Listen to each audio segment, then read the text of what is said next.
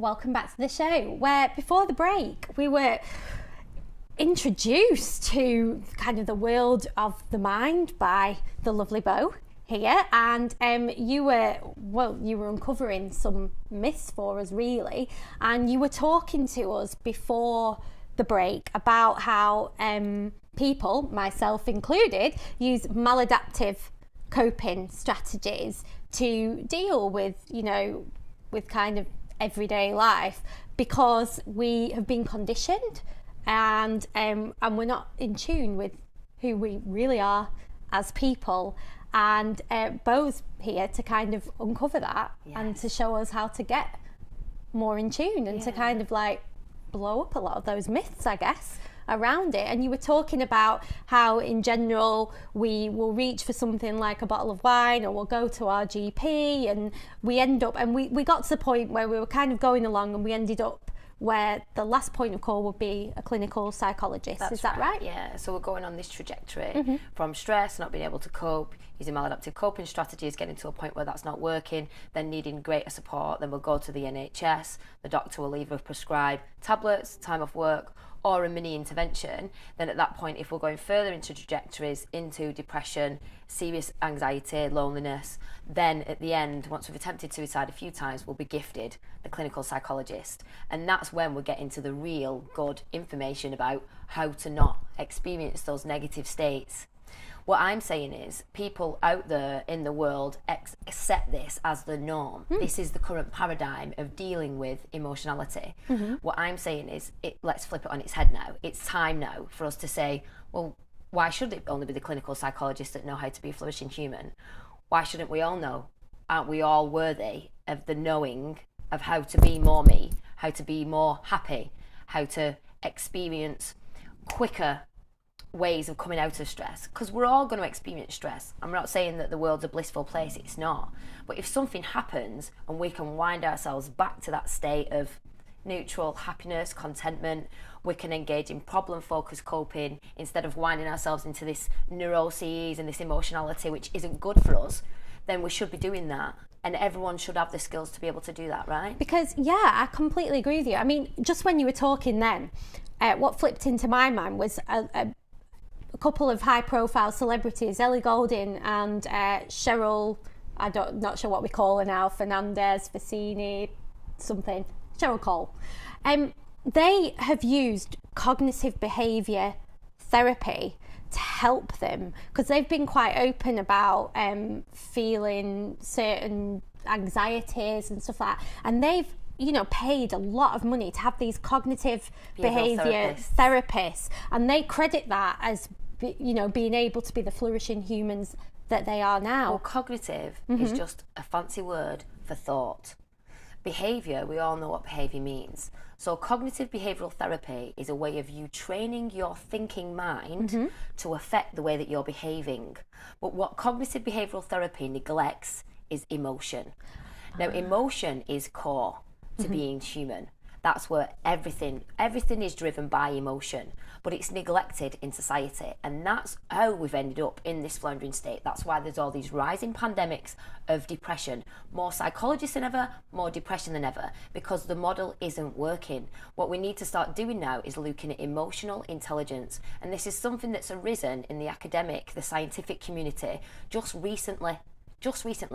Schools, the Western industrialised curriculum, has only made personal, social and health education statutory in 2011. Social and emotional learning is a voluntary aspect to the curriculum. It isn't guided, it isn't targeted. All of the teachers that teach social and emotional learning using their own bits of research as beautiful teachers that want to help their children to be more emotionally intelligent. But there's no guided curriculum. So what you haven't got is child psychologists and emotional intelligence specialists designing a curriculum that's rolled out to the masses so that all children are accessing it. And when you do have teachers which do social and emotional learning, the only difference in between the children that do benefit from it and the children that don't benefit from it is the level of emotional intelligence of the teacher that's teaching it. So unless we're emotionally intelligent, we can't teach people how to be emotionally intelligent either. So teacher training needs to include this as a part of their curriculum before we can disseminate it into the school curriculum. Absolutely. And I can ascertain, because I've been through teacher training, that there's nothing like that, and it does just rely on the individual person, whether you're switched on, tuned in or not. And this brings us back to the agenda.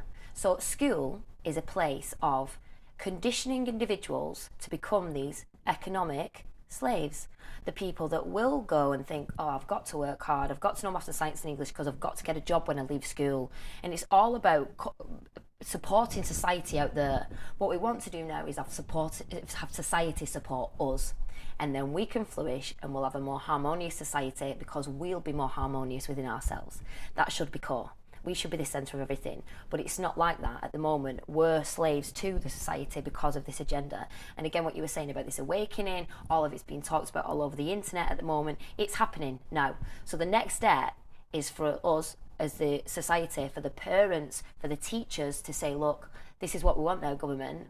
We want to have PSHE as an overarching theme. Social and emotional learning should be statutory, it should be guided, and it should be targeted, because we want to have well-being indicators. We want to know how well our children are doing as being human. Absolutely. I do think, the shift I've been talking about, again, what just popped in my mind was this whole debacle about the SATs exams that's been going on. I don't know if you've read it in the news, but they had to the government was going to give exams to, I think it was 6 and 7 year olds, and parents there was this kind of mini revolution that went on, and parents said, let our kids be kids. Yes. We don't want them to be tested. And there was this movement where they said, take your kid out of school on the day of the SAT exam, and coincidentally, before that could happen, someone leaked the exam, so they had to cancel it. But obviously, people are starting to think in that way, and they're starting to get together in groups and say, no, we don't want this anymore. We don't want this over-tested society. We want our children to flourish. Yeah. And that reminded me of that, because it's been all over the news, and I'm sure I speak for a lot of people when I think testing 6 and 7 year olds about grammar and things, is it really necessary? Probably not. Yeah. Just quickly, when you look at school readiness, children are only ready for academia. The brain is only ready for academia at 6 or 7. Our children get pushed into that when they're 4. When you look at other cultures like Sweden, they only go at 7. And then when you look at the social adjustment, the mental health and well-being, how their families flourish when they leave school and become adults, the difference is massive. Yeah, and aren't they the best educationally? Aren't they the best in the world, Sweden? Yes. Yeah. So it's all about, let's be happy, let's look at what you need first, and then everything else will just fall into place. Everything else will be all right. It makes total sense to me, because as a teacher, we were always taught break down barriers to learning, but it's almost like too late by then, because these young people have had all this conditioning, and then we're fighting to teach the curriculum, but it's not going in because there's all these barriers that should have been removed. Yeah, that's right. They're all really stressed and they're all under loads and loads of pressure. Yeah. So what would a social emotional learning curriculum look like? Well, That's next. What do we think? Well, what we want is for there to be aspects of self-awareness. We want things to be morality, all of those things. What does it mean to deal with stress? Let's talk about emotion. So there's 2 researchers, Meir and Solovey, and they developed a model for emotional intelligence, and it looks at managing emotion, using emotion, being able to perceive emotion in others, and basically what we've got then is this bigger emotional language. We'll be able to describe our emotions, to be able to understand our emotions better, to feel what it feels like to be angry, feels what it feels like to be happy. And then we can look at things like mindfulness and brain training as well. And that's something that's coming in, which currently has a bit of a stigma attached to it. It does. Holistic health is something that we separate to people who are tree huggers or hippies or spiritual people. Well, I'm here to tell you that doesn't exist. Spirituality, holistic health, is something that's humanist. And if we could all just get over that paradigm, if we could all just frill it, and just realise that these are just mechanisms for us to come into more of ourselves, to experiencing great happiness, brain training, then everyone can just get going with it, and we can all just heal ourselves and get to this state of greater emotional intelligence and more harmony in society. I mean, successful people, a lot of them know this, don't they? Because I was just thinking about Goldie Hawn, the actress in America, Kate Hudson's mum. Yeah. She actually has a mindfulness program that's in primary schools, isn't it? Because obviously, I mean, she's a super successful lady, and obviously she credits a lot of that to being in touch with herself and understanding how her mind works, and she wants to spread the word. And she is actually in schools doing that, isn't she? Well, there's a lot of research coming out of universities here as well. So Oxford, Bangor University, they've got mindfulness institutes. So you can do a master's now in mindfulness at Bangor University, and they do this .B curriculum. So they're rolling out mindfulness in schools. But what they're not doing, what I'm not happy with, where it needs to go next, is it needs to be a part of the curriculum where we're training explicit emotional competency as well. So not just sitting and having 10 minutes every day just to do some brain training and then experiencing less stress during the day. What I want next is to be an explicit, where we're talking, what is it, emotions? What is it to be angry? Let's analyse that. Let's look at giving you a greater emotional language repertoire.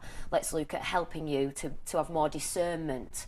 Let's encourage you to be more autonomous. Let's encourage you to anchor onto your own passions and things like that. So it needs to be fuller and have more body. It's not just this thing where we step out of the world for a while to have 10 minutes and then go back into the world. What I'm saying is that should be brought into the world, and it should have this bigger curriculum around it as well. Because I've seen that kind of thing done, and it's focused on, like, let's learn how to breathe properly, which is great and really important, but like you say, that's like one tiny element, isn't it? Being able to breathe is wonderful, and it can de-stress you in the moment, but it's not arming you with emotional intelligence and skills, is it? So we want to tackle not just the brain and the neuroplasticity and our physiology and it training it to be less stressed. What we also want is to have a part of our thinking brain that knows how to problem solve, that's got a bigger tool bag that it can use in moments of stress, when we're sinking into those spaces, when bigger things are happening in our life. So it's not enough just to go, right, I'm just going to go and do 5 minutes meditation and this whole stressful thing will just go away. When we're dealing with divorce, we need to have tools to be able to better deal with that in our everyday lives, to be able to relate to the lawyers, to tell the children what's going on, to be able to explain it, to get to the depth of the situation, and to be able to own that, and not for it to stress us out because we don't know how to deal with it.